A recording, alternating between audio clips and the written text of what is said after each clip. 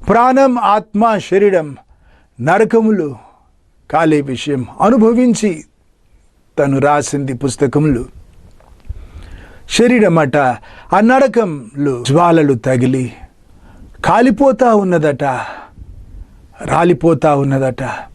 అస్థిపంజరం లాంటి ఆకారములు ఆత్మ చిక్కుబడి చిన్న మేఘములాగా కనబడుతుందట, నల్లటి పొగలాగా.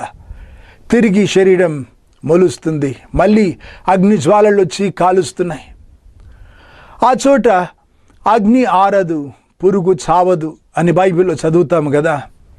బొటన వేలంతా లావున్నాయట పురుగులు, దేహంలోనికి వెళుతున్నాయట, దేహం నుంచి బయటికి వస్తున్నాయట. అయితే అక్కడి అగ్ని ఆ పురుగులను చంపడం లేదట. చాలా వేదన అట అది.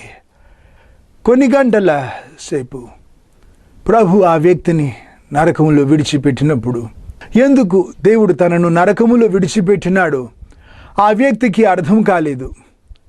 నా వల్ల తప్పు జరిగిందా అనుకుందట. ప్రభు రూపులోకి మారడానికి నేను చాలా ఆలస్యం చేసినానేమో అనుకుందట. ఆ శలీని స్థితి, బొత్తిగా దిక్కులేని పరిస్థితి కదా. ఆ నరకంలో ఉన్నవారు కేకలు వేస్తున్నట్లే తను కేకలు వేసిందట.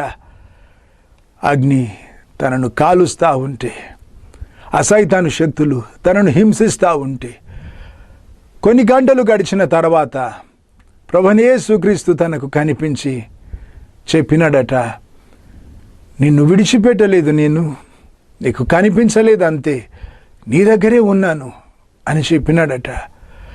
ఈ అనుభూతి నీకు కలిగితే నీవు వెళ్ళి మనుషులను హెచ్చరిస్తావు. అప్పుడు అనేకులు ఈ నరకం తప్పించుకుంటారు.